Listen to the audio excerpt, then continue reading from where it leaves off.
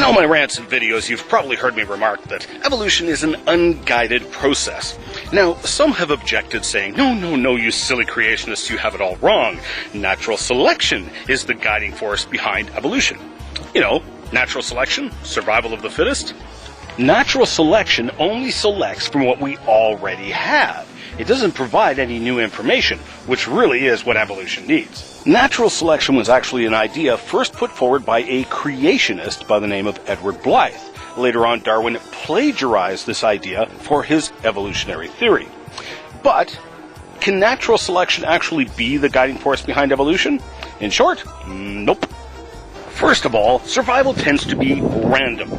For example, it is assumed that humans evolved larger brains, therefore became more intelligent. That aided in their survival. However, just because you are really intelligent does not mean you are necessarily going to survive. Are we recording? Oh yes, we're recording. Okay, we here at the laboratories of Cold Fusion Solutions are excited to bring you via video the first full critical test run of our newly prototyped cold fusion reactor. I require the tactical modulator. Oh, yes, you do. Now, the dry runs have been very promising and very hopeful.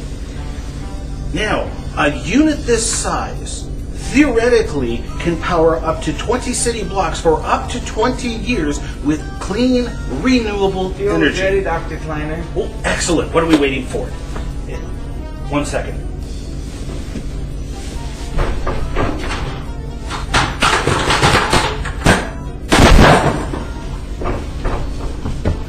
Just in case. Okay, now, tridactyl modulator shows good readings. Coolant is running at a good temperature. Starting phase arrays now. Criticality reached in 5, 4, 3, 2, 1.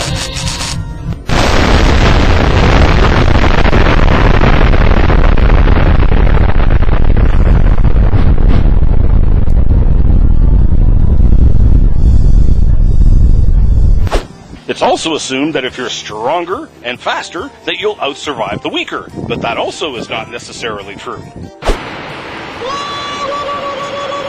Indian brave, Niagara, proving manhood, Niagara, swift like horse, strong like buffalo, brave like bear.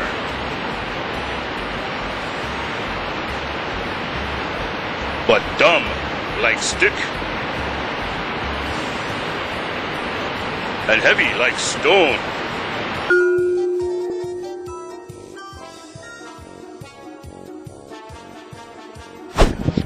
And having lots and lots of offspring also does not mean that you or your offspring will necessarily survive.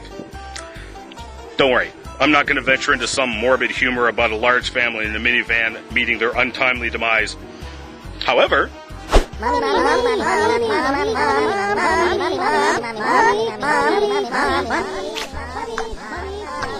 so, sweetie, what would you like to do today? Oh, I don't know. Maybe go to the beach with the kids? That sounds like a great idea. Yeah!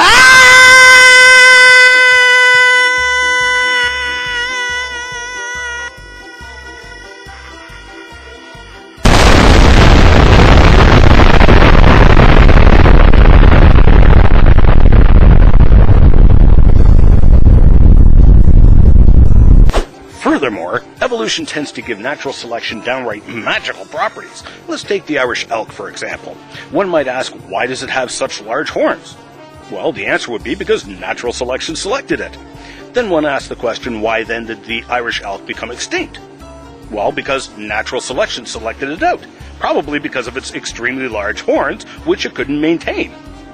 Thus, natural selection becomes an excuse, not an explanation, and these explanations can hardly be called scientific, seeing as how nobody has actually observed them. To top it all off, guidance requires foresight. What's good for you this year isn't necessarily good for you next year. Natural selection has no foresight. Therefore, it cannot be a guiding force. Furthermore, what we observe in nature is that the sick and the weak tend to be protected by the rest of the herd, and thus even the sick and the weak tend to live, survive, and have offspring. As it turns out, natural selection fights itself. A study carried by the American naturalist examined 62 species and roughly an estimated 2,500 different examples of natural selection. Of all those examples, they concluded that a whopping 16% were selected because of a beneficial trait, or a survival trait. Well, wait a minute. That means 84% of the traits selected had nothing to do with survivability. And thus, if they had nothing to do with survivability, they had an 84% chance of having nothing to do with directing evolution. Put it another way, if you somehow pick up a beneficial mutation, that means a natural selection has an 84% chance of weeding you out of the gene pool. That's reverse evolution. The most effective forms of selection we can study are unnatural selection or guided selection, such as eugenics and breeding. Well, thousands of years of breeding of dogs has shown us that dogs will evolve into dogs.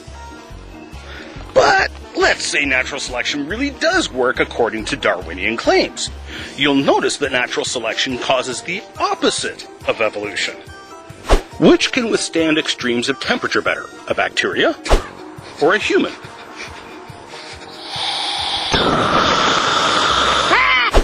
Which can go longer without food or water, a bacteria or a human? Hey!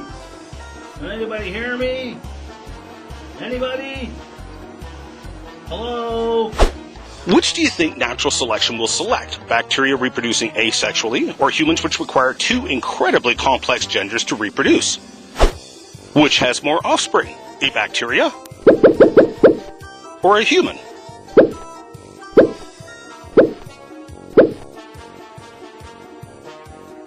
In fact, if natural selection really did work according to Darwinian claims, then it would actually invert the evolutionary tree. Think about it. Natural selection is going to select the hardiest of the life forms. Well, the life forms that are the hardiest and have the highest reproduction rates are bacteria. Other life forms, such as humans and the higher life forms, have a lower offspring rate and are more susceptible to extinction. So if natural selection really was true, and evolution really was true, and bacteria were the first forms of life, we should never have evolved past the bacteria. So, evolution cannot produce the first life. See rants number 93 and 94. Evolution can't add more information, or new organs, etc., to that life. See rants number 35 and 78. And natural selection only selects from what we already have, and what it does select is the opposite of upwards-onwards evolution. Therefore, scientifically speaking, evolution is bankrupt. All of these observations, however, cause no problems for the creation model, which is based on the Holy Bible, which says we were created by none other than Jesus Christ. That Bible also tells us that the whole reason we even have natural selection is because we are in a world that has been marred and corrupted by sin. That's disobedience to that Creator. Now, that Creator says He's going to make a new heaven and a new earth, and that the only way to enter into that new heaven and new earth is through being born again. So what are you waiting for today? Are you waiting for natural selection or some completely random event to end your life, instead of handing over your life to the protection of that Savior, Jesus Christ, who provided a way to the new heaven and new earth for you? Well, hope you sleep well tonight.